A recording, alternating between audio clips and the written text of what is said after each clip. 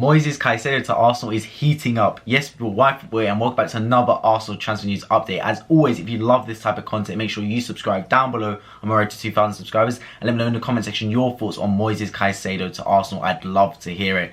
So we know Arsenal initially put in a bid for 60 million that was rejected by Brighton and Hove Albion, but boy have developments already happened in what is 2 to 3 days left of this January transfer window. The player's come out with an Instagram statement saying basically he wants to leave the club. He was respectful in the aspect that he said he's bringing in a record transfer fee for Brighton.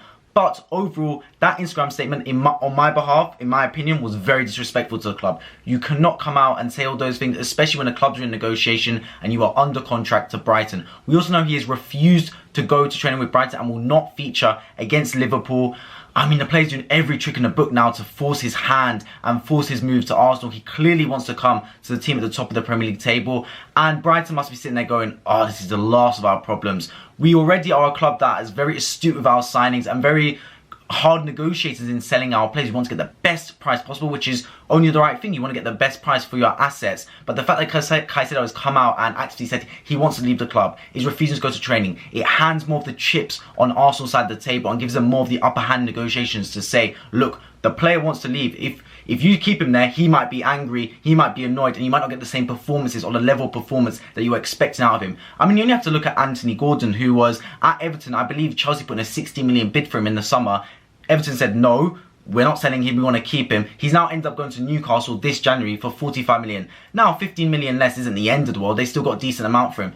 But it just goes to show when a player wants to leave, it's probably the best time to cash in on him right now. And it seems Arsenal are coming in for a second bid. We had an injury scare with Thomas Partey against Man City where he was substituted at half-time. I couldn't tell if it was, I don't want to say tactical because Lukonga for Partey, I mean, it would be the worst tactical decision in the world, but I couldn't tell if it was a precaution. It seems to be so. He's had an MRI scan, Partey, and it said that nothing is serious and he should still be available against Everton. But that's just a little jump scare as to what could happen if Partey's injured at Arsenal. We need a backup in Moises Caicedo. Another point people have brought up is the fact that I thought Arsenal were targeting Declan Rice in the summer. Declan Rice being another CDM, another number 6.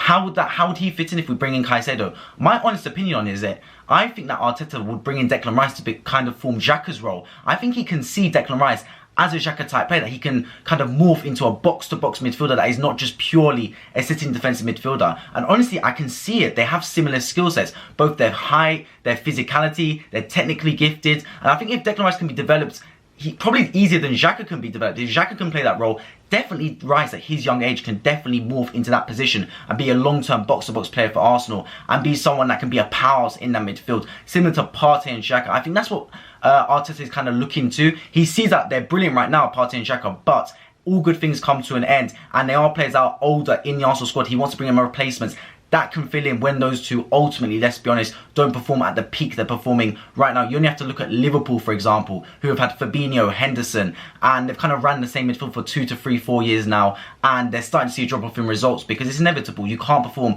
at your peak for 3, 4, 5 years in a row. You're inevitably going to have a drop-off, and if you don't have the right replacements in place, that is when your whole club starts to drop off. And I think Arteta's seen that early, and he's seen Caicedo and Rice as replacements. Caicedo in this January, as I always say, strike while the fire's there, while the pan's hot. You've got to get on this deal right now. The player wants to leave. His thoughts are he wants to leave right now. There's 2 days left this window. We're fighting for this Premier League title. We need to get this man in there. Is 70 million an overpay? Potentially. Do I think Brighton will accept it? Not necessarily. I think they were holding out for, well, first they said 100 million, then it went down to 90 million, now they're saying 80 million. I mean, it seems like a negotiation is going to take place, and although they're insisting the player's not for sale, look, money talks. Whether Brighton will need 80 million at this late in the transfer window, they can't reinvest it, that's a whole other problem. But for me, if I was in charge of Brighton, I'd cash in, man. If I'm getting 70, 80 million in an inflated market right now, because it will not stay inflated forever, you get it, because in any other window, Caicedo is a 40 million player, let's be completely honest. Mudrik's going for 100, I would have said he's a 50, 60 million player at most.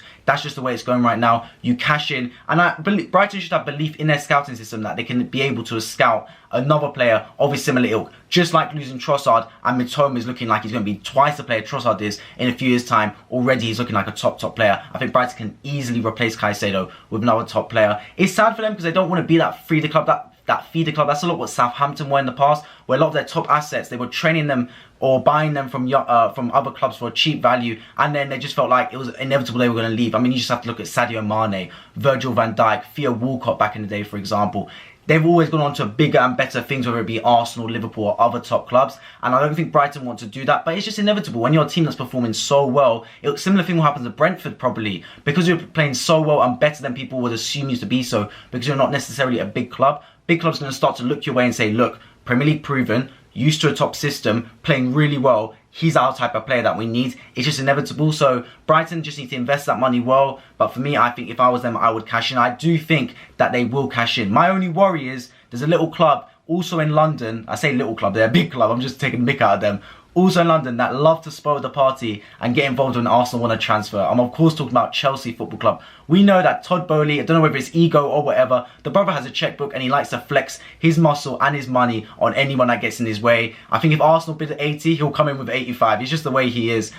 So we do have to worry about that. I'd always say, look, if Chelsea involved with a transfer, let them deal with it, man. I do not want to get involved with bidding more of this club. But when it comes to this late in the window and we know we need a CDM and he is Premier League proven and he is available and he's already said that he wants to leave the club. He's made his actions apparent that he does not want to stay at Brighton and Hove Albion. He wants to move to Arsenal. You just cut your losses for me. If despite Chelsea being involved, you pay the money and you bring that player in. That's just my thoughts. I think this will drag on until at least deadline day, I think, because there is 2-3 days left of the window and it is going to be a war of attrition between Arsenal, Brighton, and of course Chelsea involved as well. But hopefully Caicedo becomes an Arsenal player because we will definitely need him. And I think at that point, you really have to say Arsenal could become top title favourites by even bigger margin than it is right now. As always, let me know in the comment section down below your thoughts on Caicedo to Arsenal. Would you like to see it happen? And do you see it happening? As always, if you love Arsenal transfer news videos and football match reports in general, make sure you subscribe down below. We're to 2,000 subscribers and let me know in the comment section. As always, I hope to see you all in my next video.